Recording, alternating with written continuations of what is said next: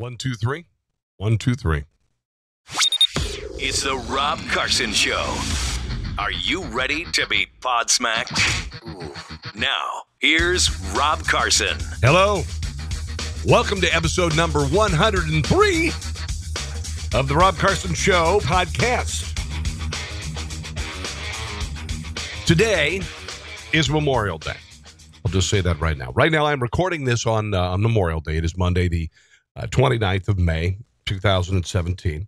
Always I don't want to make this sound cliche, but I really, really appreciate this holiday.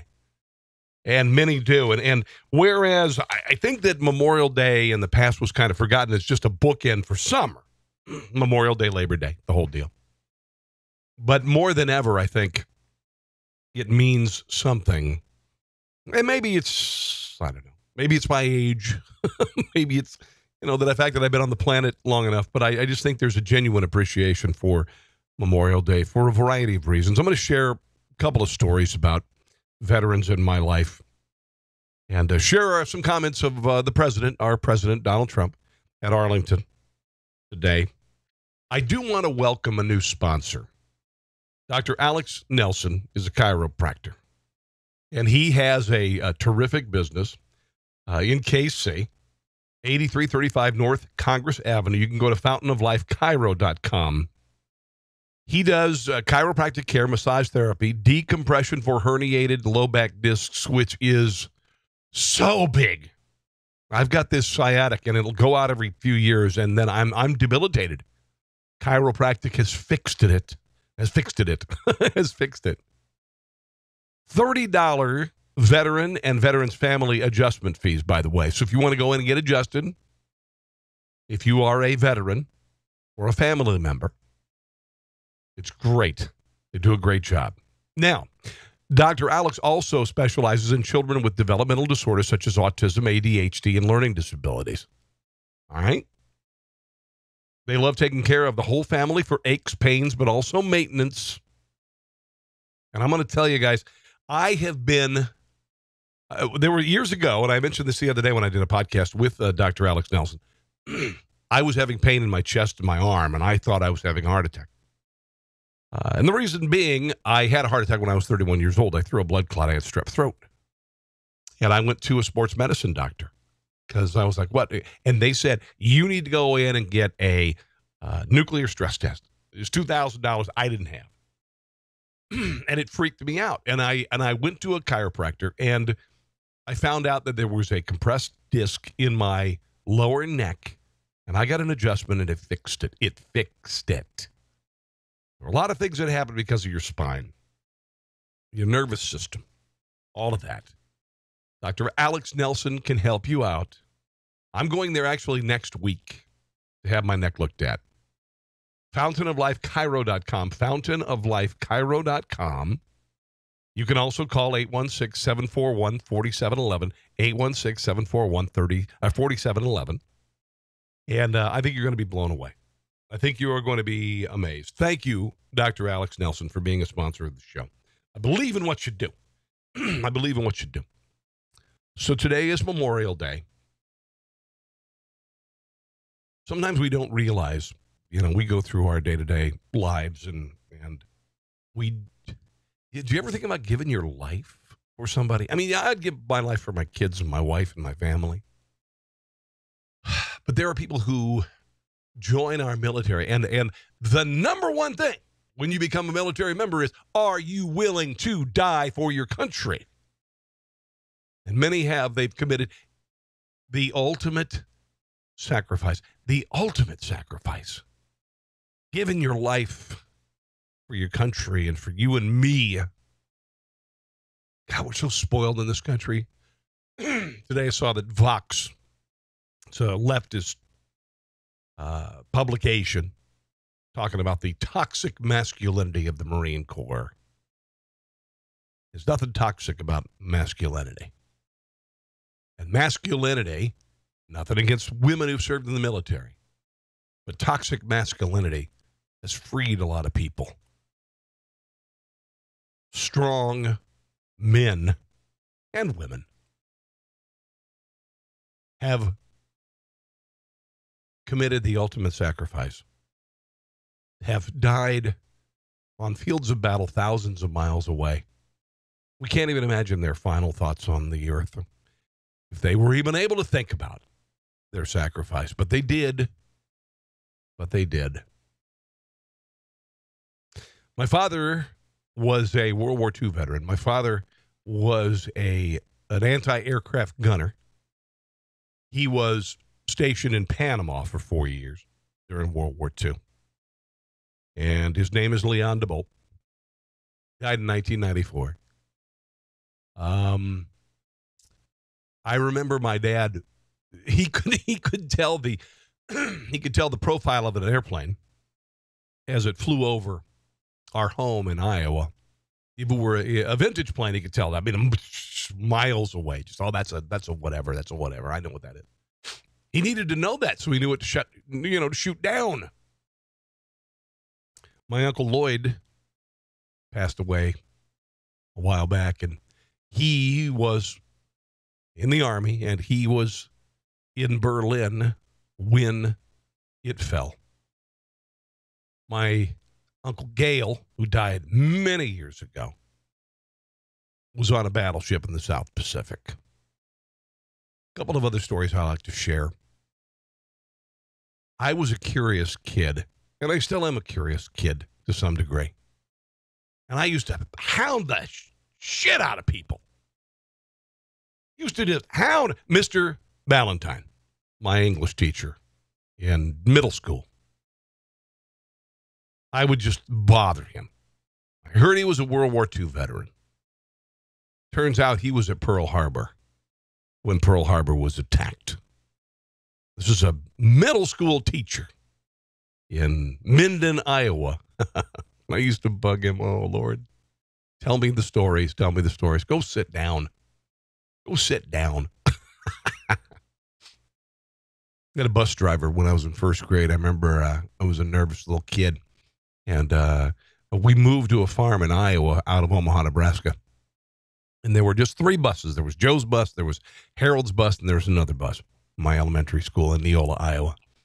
And I was scared. I didn't know which bus to get on. And there was a guy who came up to me, Harold Delaney, first grade.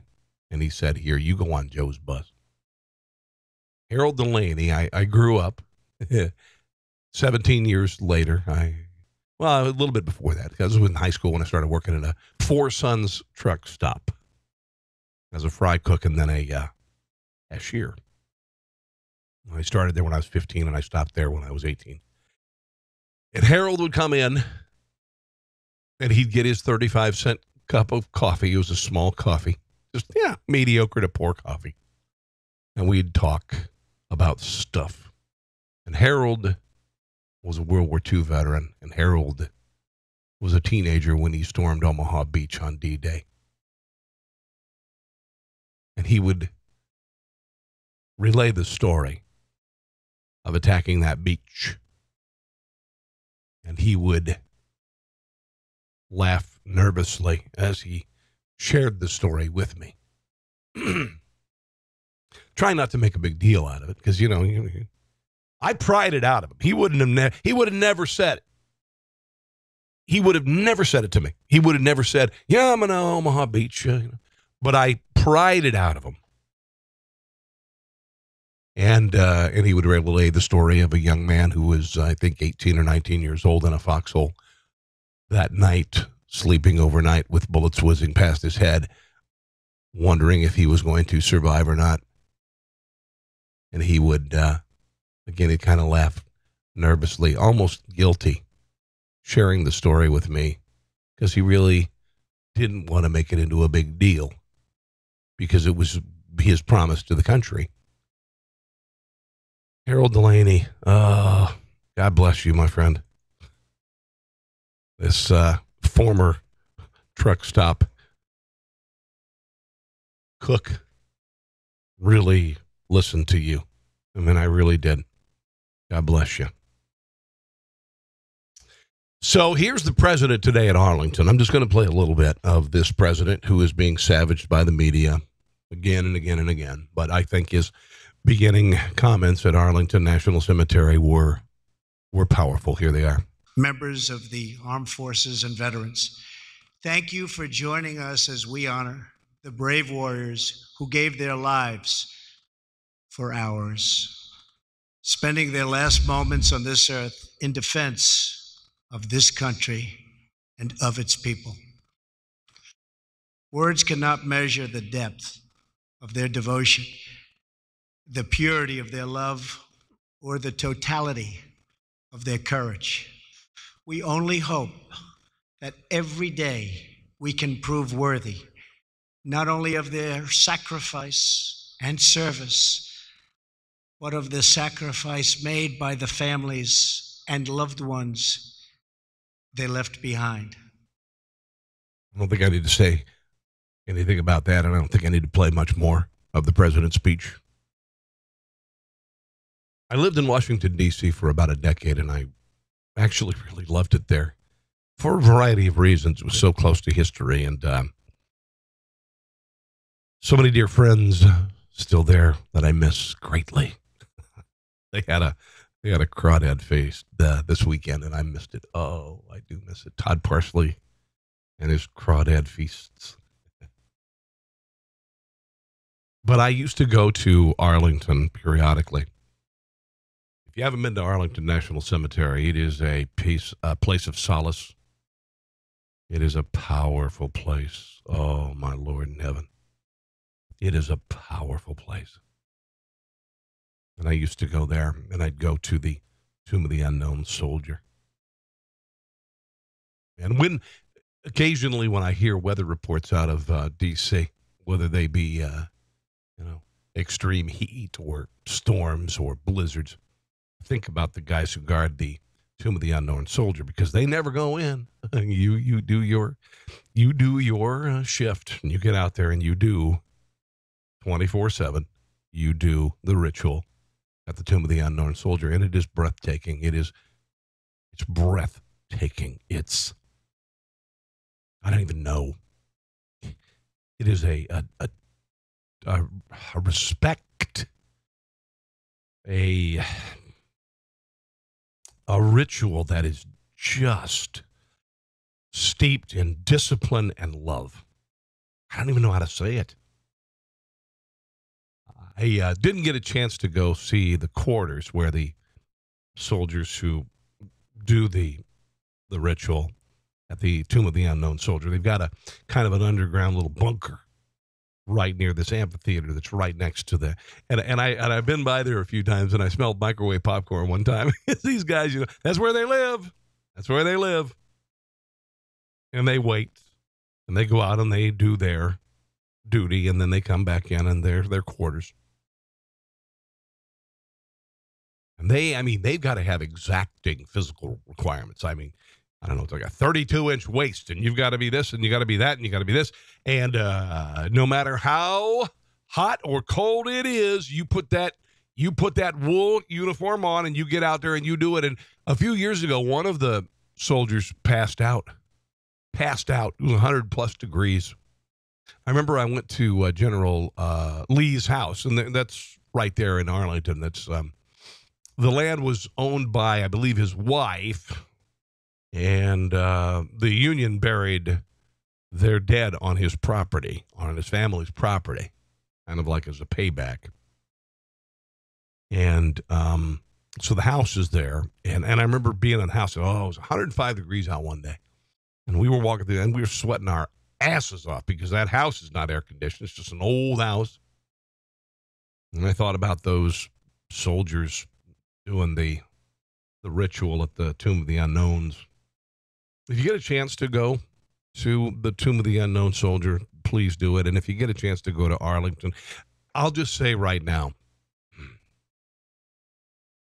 every visit to Washington, D.C. should start at Arlington. And there's reasons for it. A, it's Arlington. B, they've got tour buses that leave from there, and then you can go out on the mall and you can go see everything. But it's Arlington-centric, and it's so important. It's so important. There's so many people who are buried there. You've got the Space Shuttle Columbia. The astronauts are buried there. You've got countless famous people, whether they be generals or heroes or even actors who were in the military. You're going to see the grave sites of a lot of people, and it's I tell you, it is something else. It is something else. So that's what I would recommend if you're going to Washington, D.C. Start there, okay? Start there. I want to also mention another sponsor, and that, of course, is Grass Monsters KC. Grass Monsters KC, they do residential and commercial mowers, okay? They sell Hustlers. These are made in Kansas. They're black and gold, and they kick ass. I mean, they really kick ass. The Fast Track commercial mower, 4-year, 400-hour, bumper-to-bumper warranty. The Raptor flipped up. This is a mower that it's got a 70-inch deck, and it's got 3 blades, and you flip it up so you can fold it into your garage, and you can also sharpen the blades. You can clean it up. Incredible. The Raptor Limited, a 3-year no-hour limit. You can use that sucker if you got a commercial setup. Use it for 3 years. You're never going to have a problem with it. And if you do, they're going to take care of it. Also, Dixie Chopper. These are mowers made in Indiana. And they're incredible. These things are, I have a Dixie Chopper Silver Eagle in the garage, and I absolutely love it.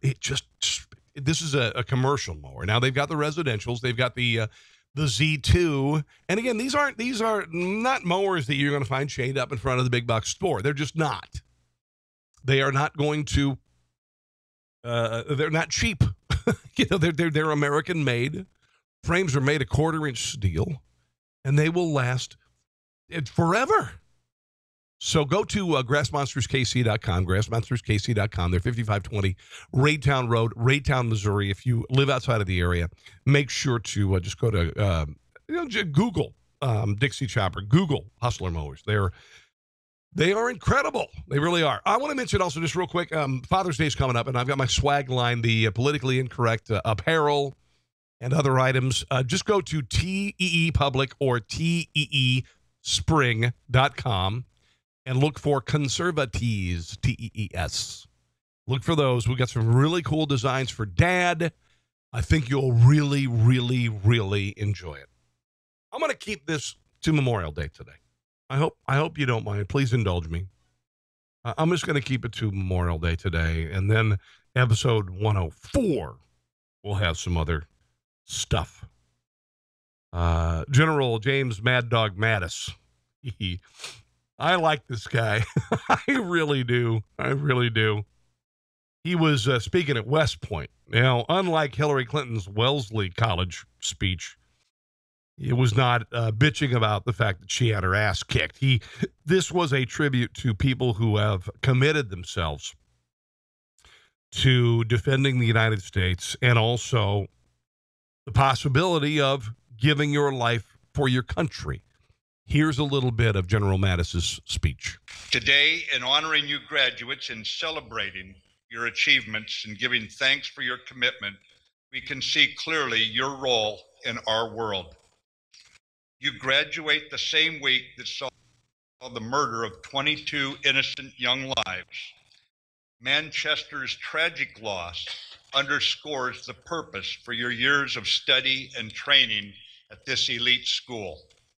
For today, General Caslin said, you join the ranks of those whose mission is to guard freedom and to protect the innocent from such terror.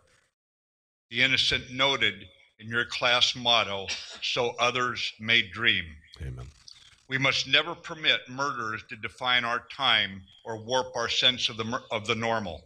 This is not normal, and each of you cadets graduating today are reinforcing the ranks of our Army, bringing fresh vigor, renewing our sense of urgency, and enhancing the Army's lethality needed to prove our enemies wrong. So long as our nation breeds patriots like you, defenders who look past the hot political rhetoric of our day and rally to our flag, that Army tradition of serving our country will never die. just signing up for the military is an amazing thing that young people would do it, because you're not going to make a lot of money. I mean, you might get your education paid for, which is nice, don't get me wrong. But to know that we have people who would voluntarily sign a contract to serve our military, to serve our country. When was the last time you signed a contract, guys? Did it include that you would die for your company? Did it include you'd die for your country? No.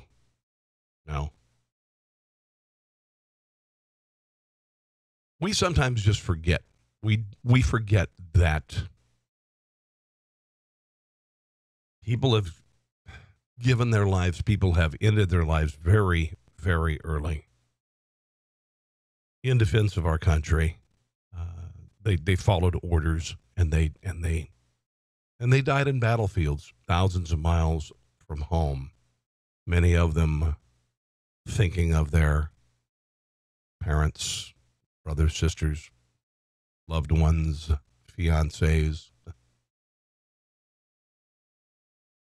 My dad, he had a tattoo. He had two tattoos on his arms. He had one arm, it had Panama 41, 42, 43, 44. No, 40, yeah. The years that he was there. And the other one, it was just Juanita. Juanita was his fiancée. And he said to me, on numerous occasions, Juanita sent him a Dear Johnny. He called it a Dear Johnny letter, because she broke up with him while he was in Panama. So he still had Juanita on his arm.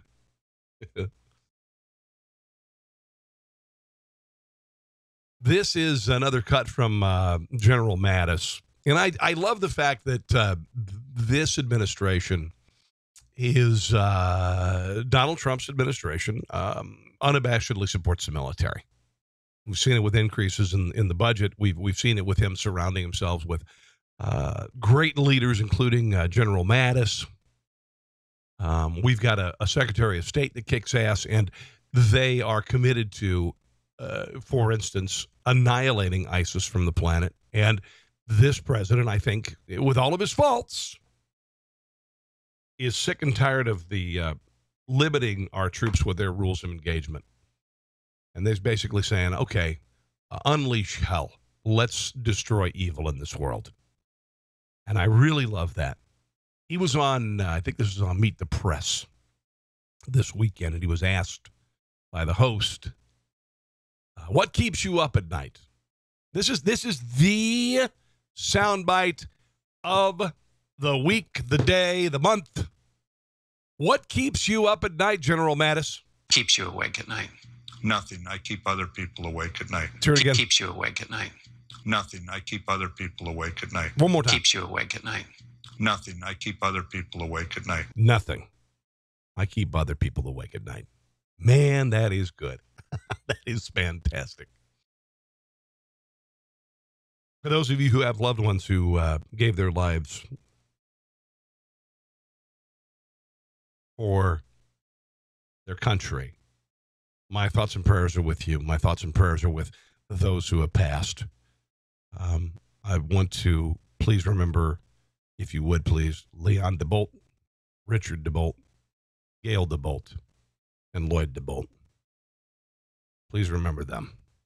All right? I also want you to think of my nephew, who is alive. He's a hero. He's 28 years old, and his name is Thad DeBolt. American Thad Ass, the Thadiator. He is wise beyond his years because of the experience he had in battle and losing a very dear friend. And I just think about him on days like, well, on this day, on this Memorial Day. May 29th, 2017. God bless you guys. Thank you so much for listening. We are now on tunedin.com. We are coming to iHeartRadio.